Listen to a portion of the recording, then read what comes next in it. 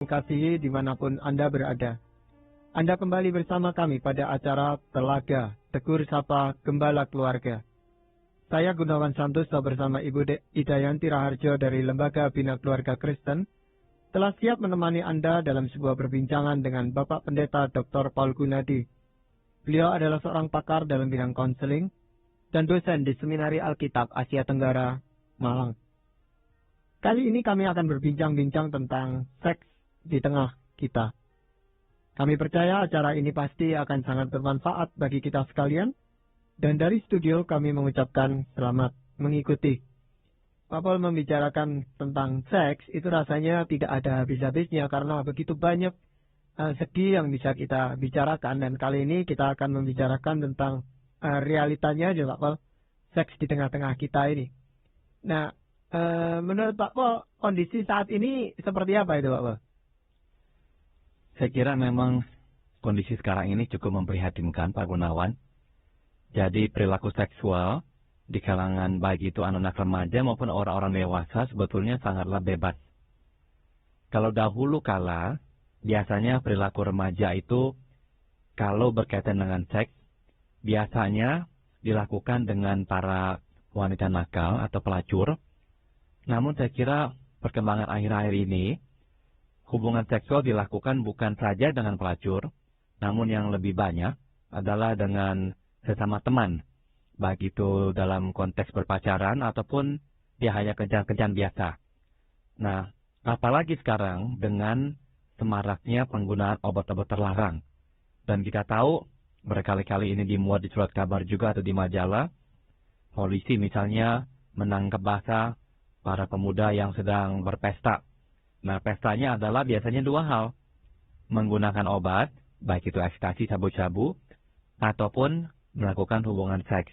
Jadi biasanya dua hal itu, penggunaan obat seperti sabu-sabu dan juga ekstasi, dan seks itu jadi satu paket. Iya. Nah, faktor penyebabnya apa biasanya Pak Paul? Kok begitu orang menggampangkan ya soal seks itu gitu loh Pak Paul? Saya kira ada pengaruh yang kuat sekali dari faktor budaya kita sekarang ini. Memang dahulu kala budaya kita ini cenderung budaya yang mengekang. Namun sekarang budaya kita menjadi budaya yang tidak lagi mengekang. Sehingga memberikan toleransi yang cukup besar terhadap perilaku seksual di kalangan anak-anak muda. Nah, itu yang pertama. Yang kedua adalah, saya kira anak-anak muda, remaja perlu melihat contoh yang baik. Sedangkan sekarang ini saya kira anak-anak remaja bisa mendapatkan begitu banyak contoh perselingkuhan. Di kalangan siapa? Di kalangan anak orang-orang yang tidak lagi terlalu muda. Yakni misalnya orang tua mereka. Nah, kita tahu yang berselingkuh itu bukanlah anak-anak remaja. Remaja belum menikah. Yang berselingkuh adalah orang-orang yang sudah menikah. Dan tidak jarang mereka itu adalah orang-orang yang bahkan sudah berusia parubaya, 40-an ke atas.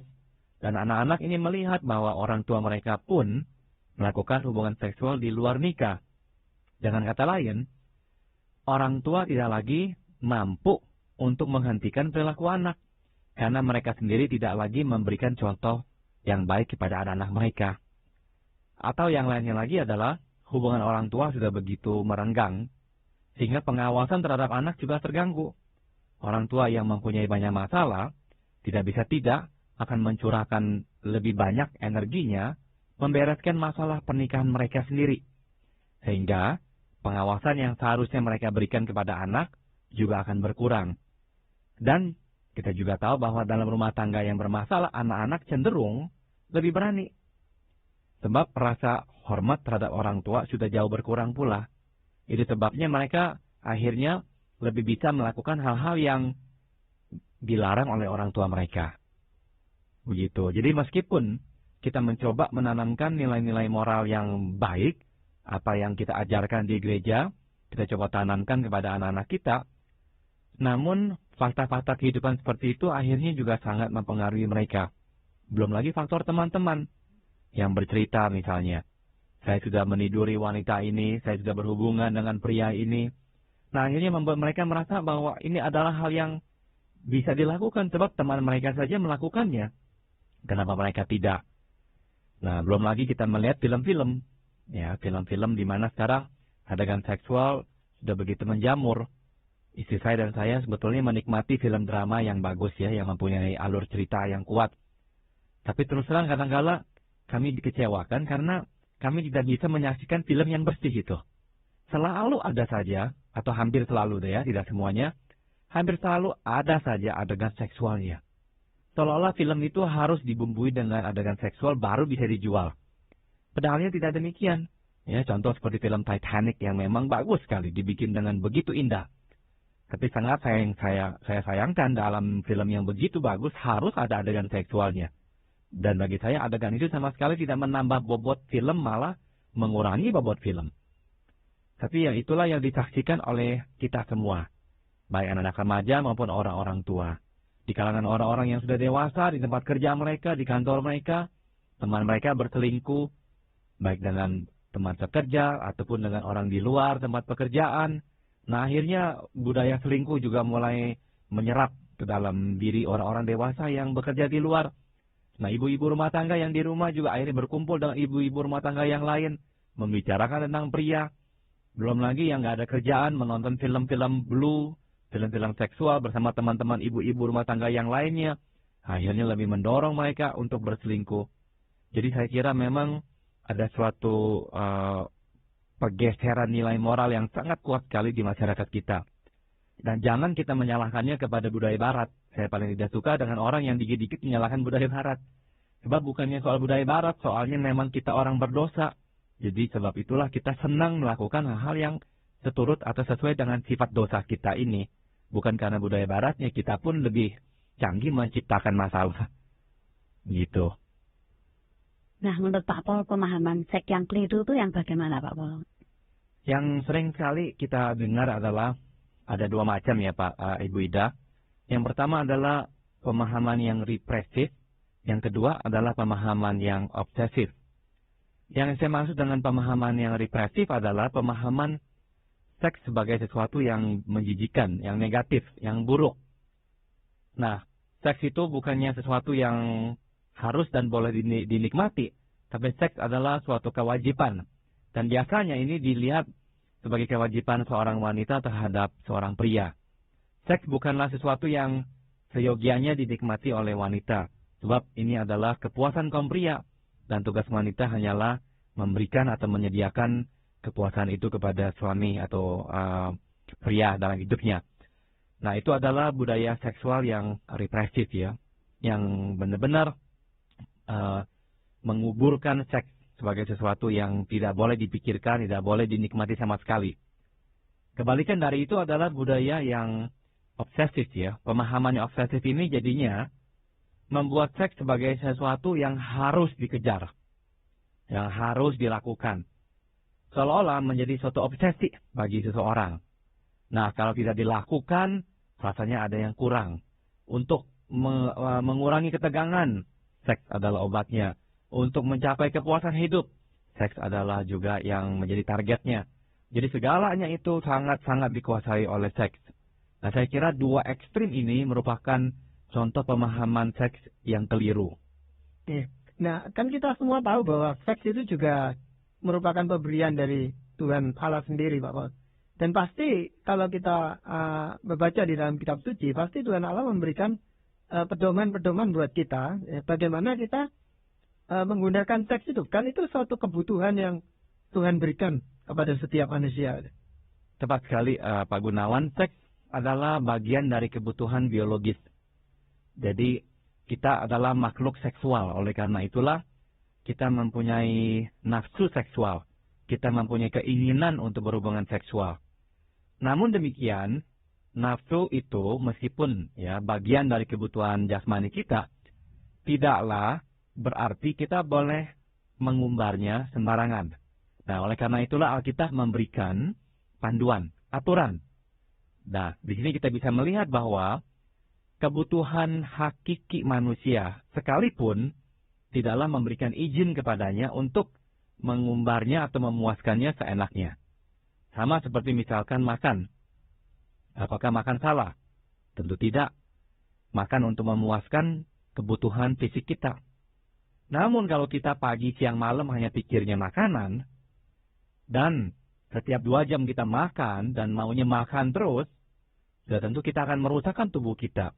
Jadi kebutuhan tidak dapat kita anggap sebagai suatu alasan ya, yang membolehkan kita memuaskan kebutuhan itu semau kita. Nah, seksual juga begitu, seks juga begitu.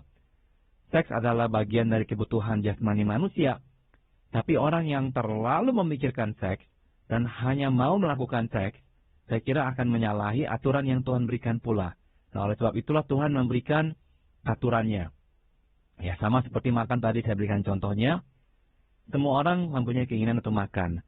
Tapi misalnya dia ke restoran, dia mencuri makanan, itu menjadi salah. Jadi makan sendiri tidak salah. Ya, kebutuhan lapar itu adalah bagian dari kebutuhan manusia. Namun, bagaimana kita memuaskannya, ada aturan etikanya. Nah, demikian pula dengan seks. Kebutuhan seksual sendiri adalah bagian yang normal, yang alamiah dari semua manusia. Bagaimana kita memuaskan hasrat seksual itu, nah itu diatur oleh etika, diatur oleh firman Tuhan.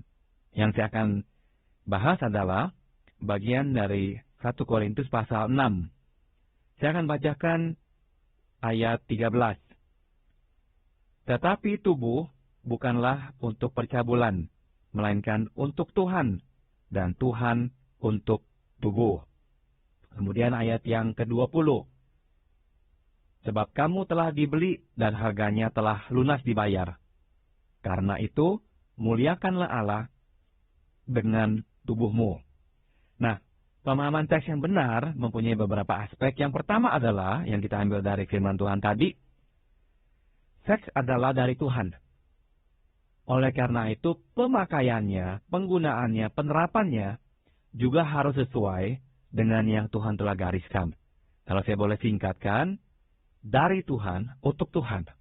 Jadi harus sesuai dengan yang Tuhan telah tentukan. Nah, Tuhan berkata begini, tubuh bukan untuk percabulan, melainkan untuk Tuhan. Nah, di sini yang dimaksud memang adalah dalam konteks hubungan seksual. Jadi tubuh kita itu dengan kebutuhan-kebutuhan seksualnya bukanlah untuk diberikan ke dalam percabulan. Percabulan adalah hubungan seksual di antara dua orang yang tidak diikat dalam pernikahan. Nah, Tuhan berkata, tubuh dan kebutuhan-kebutuhan biologis bukan untuk dipuaskan secara bebas dan semau-maunya seperti itu, tapi untuk Tuhan. Maka itulah muliakan Tuhan dengan tubuhmu. Jadi prinsip yang pertama, seks dari Tuhan. Tidak salah kebutuhan seks itu diciptakan Tuhan. Keinginan kita berhubungan seksual dengan lawan jenis kita, itu juga adalah dari Tuhan. Tidak salah. Namun penggunaan atau penerapannya harus diberikan kembali kepada Tuhan. Karena menjadi wewenang Tuhan yang akan mengaturnya. Iya. Jadi hanya orang yang bisa menghargai seks itu akan memuliakan Tuhan juga. Pada saat dia kebutuhan seksualnya itu terpuaskan gitu Bapak. Tepat sekali. Waktu kita melakukannya dengan istri atau suami kita, bukan saja kita akan memperoleh kenikmatan, tapi kita tahu bahwa kita melakukan sesuatu yang memang Tuhan kehendaki. Dan yang Tuhan kehendaki sudah pasti adalah baik. Bukannya untuk yang tidak baik. Nah, jadi kenikmatan seksual dalam wadah pernikahan, kenikmatan yang sempurna, yang lengkap. Tidak ada rasa takut bersalah, tidak ada rasa takut was-was, nanti ketahuan oleh siapa. Tidak, ini adalah hubungan yang dilegalkan, yang diberikan oleh Tuhan sendiri.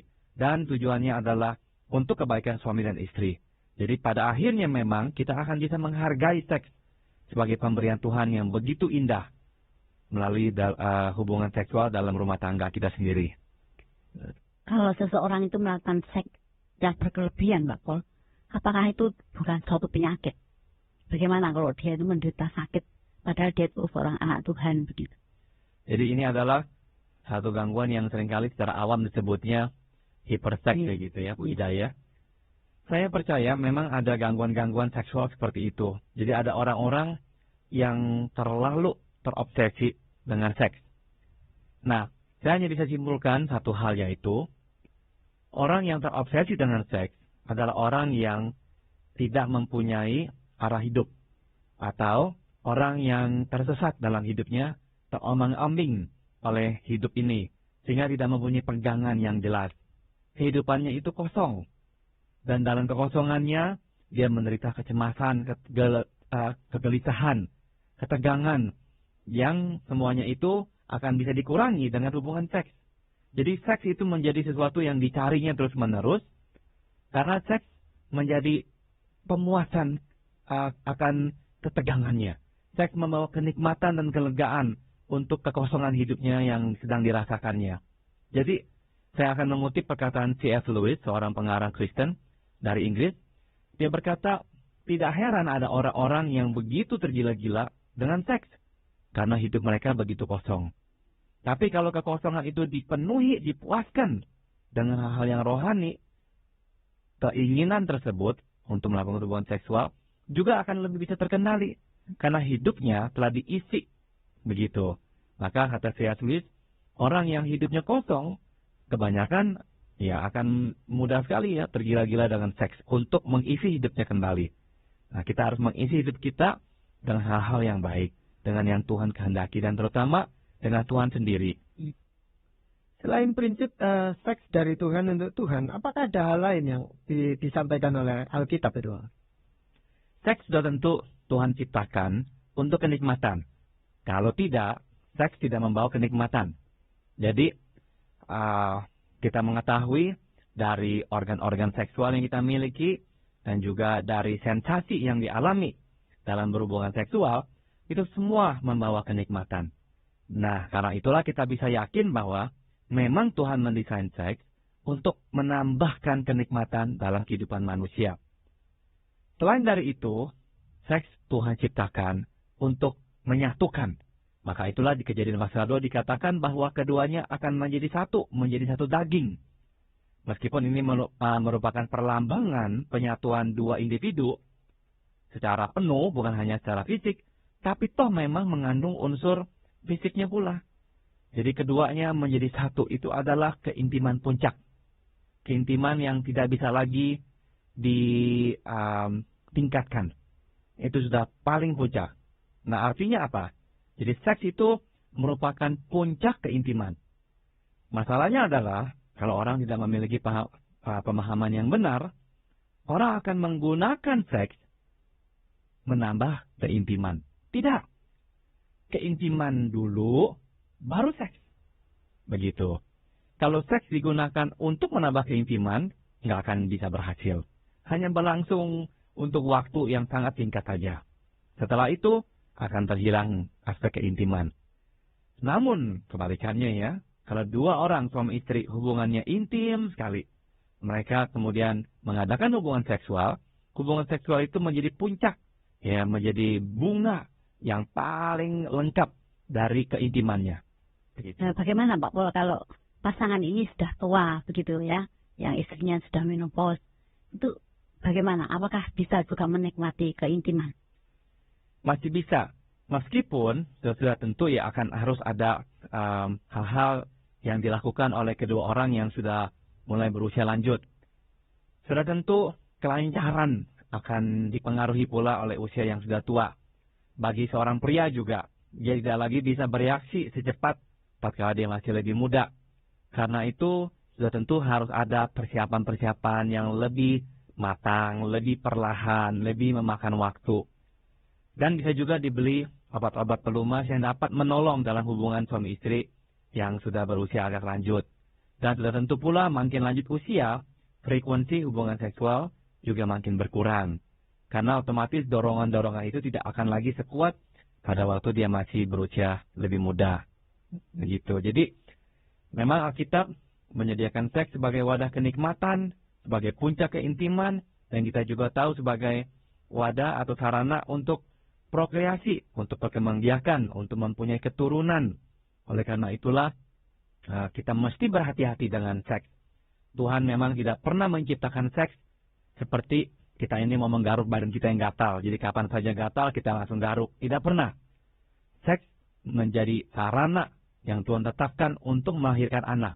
Dengan kata lain, itu adalah hal yang super-super penting. Dari hubungan yang begitu intim dan mulia, akan muncul satu anak. Nah, anak ini benar-benar kan suatu keajaiban. Ya, dari sel telur dan sperma yang tidak bisa kita lihat, berkembang selama 9 bulan menjadi seorang bayi. Dan dari seorang bayi yang begitu kecil, berkembang menjadi seorang anak, dan dari seorang anak akhirnya menjadi seorang dewasa seperti kita semua. Kita melihat adanya suatu keajaiban yang Tuhan telah tetapkan melalui hubungan seksual ini. Dari 2 orang yang menyatakan cinta dalam pernikahan, Tuhan akan berikan kesempatan untuk mereka mempunyai keturunan. Jadi, itu yang Tuhan tekankan. Oleh karena itulah saya berkesimpulan bahwa seks bukan untuk perhambaan. Nah, firman Tuhan di 1 Korintus pasal yang ke-6 tadi dikatakan bahwa tidakkah engkau tahu bahwa tubuhmu adalah anggota Kristus. Kemudian disambung lagi di ayat 17, tetapi siapa yang mengikatkan dirinya pada Tuhan menjadi satu roh dengan Dia. Setiap dosa lain yang dilakukan manusia terjadi di luar dirinya. Tapi orang yang melakukan percabulan berdosa terhadap dirinya sendiri. Dengan kata lain, seks memang adalah suatu dosa yang langsung berkaitan dengan tubuh kita. Dan Tuhan menghendaki agar kita menjadi satu roh dengan Tuhan, bukan menyatukan diri kita dengan orang-orang yang bukanlah istri atau suami kita. Jangan sampai kita diperhamba oleh kebutuhan seksual kita ini. Iya. Tetapi seringkali kan orang itu tidak sadar bahwa secara bertahap dia diperhamba oleh seks, oleh kebutuhan seksualnya itu, Bapak. Nah, bagaimana dia bisa mencegah itu sedini mungkin supaya dia tidak menjadi hamba dari seks atau menjadi hanya mementingkan seks di dalam kehidupannya sehari-hari itu. Saya akan menggunakan argumentasi yang dipaparkan oleh C.S. Lewis. Pada intinya, hidup kita harus kita isi terlebih dahulu. Orang yang diperhamba oleh seks adalah orang yang tidak diperhamba oleh Tuhan. Dengan kata lain, hidup kita kosong. Hidup kita tidak lagi diisi oleh hal-hal yang Tuhan kehendaki. Dalam kekosongan, kita ini merasa sangat gelisah, sangat tidak tenang, sangat tidak puas, dan kita ingin adanya kelegaan. Dan seks memang membawa kenikmatan serta kelegaan. Jadi itulah yang akan kita gunakan. Jadi nasihat saya atau saran saya yang pertama adalah, isilah hidup kita dengan Tuhan. Isilah hidup kita dengan hal-hal yang memang baik, yang memang membuat kita merasa bahwa hidup ini bermakna. Semakin hidup kita nggak ada maknanya, semakin kita bisa tersedot masuk ke dalam seks. Jadi itu langkah pertama kita. Langkah kedua adalah kita memang harus juga mempunyai kehidupan yang berimbang. Maksud saya begini, kalau kita hidup selalu penuh tekanan, kesibukan kita benar-benar membuat tubuh kita letih sekali, pikiran kita lelah sekali, dan kita memerlukan istirahat. Nah, hati-hati. Sebab kalau tidak hati-hati, kita akan masuk ke dalam seks. Kita akan misalnya ke panti pijat dan sebagainya, membayar orang untuk memuaskan hasrat seksual kita. Sebetulnya yang kita butuhkan bukanlah pemuasan hasrat seksual. Yang kita butuhkan adalah kelegaan, kesegaran, karena tubuh kita, pikiran kita terlalu letih, terlalu banyak tugas-tugas kita. Nah, haruslah hidup kita berimbang. Hidup yang nggak berimbang akan lebih mendorong kita untuk terobsesi oleh seks. Begitu. Dan yang ketiga, tidak bisa tidak. Kita harus takut kepada Tuhan. Ya, firman Tuhan sudah berkata, jangan kita mencabulkan tubuh kita. Jangan kita berhubungan seksual dengan orang yang bukan suami atau istri kita. Itulah makna dari percabulan. Artinya apa? Takut kepada Tuhan. Meskipun kita rasa, nggak ada yang ngelihat, dan nggak apa-apa. Tapi kita harus selalu ingat, Tuhan melihat. Dan mata Tuhan ada di mana-mana. Serta bisa memberikan hukuman atas dosa kita. Alkitab sudah mengatakan, dosa yang lain diperbuat di luar tubuh manusia. Tapi seks adalah dosa yang langsung dilakukan oleh tubuh manusia. Artinya dalam hal itu ada suatu kaitan yang erat gitu Bapak, antara apa yang dilakukan secara fisik itu tadi dengan apa yang terjadi di dalam diri seseorang. Tepat sekali Pak Gunawan. Jadi Tuhan mau menegaskan satu prinsip yang penting di sini. Bahwa kehidupan jasmani kita tidak lepas dari kehidupan rohani kita. Bahwa apa yang kita perbuat dengan tubuh kita mempunyai pengaruh atau dampak langsung terhadap hubungan kita dengan Tuhan. Apa yang kita lakukan antara kita dengan seorang yang lain juga akan mempengaruhi hubungan kita dengan Tuhan. Nah, manusia nggak bisa berkata, oh ini untuk kenikmatan saya kok, sama-sama mau kok. Apa urusannya dengan Tuhan? Ada urusannya dengan Tuhan. Sebab seks pemberian Tuhan. Tuhan mau dipakai sesuai kehendak Dia. Seks bukan ciptaan manusia. Siapa yang menciptakan organ-organ seksual dalam tubuh manusia? Siapa yang menciptakan hormon-hormon seksual dalam tubuh manusia? Semua Tuhan.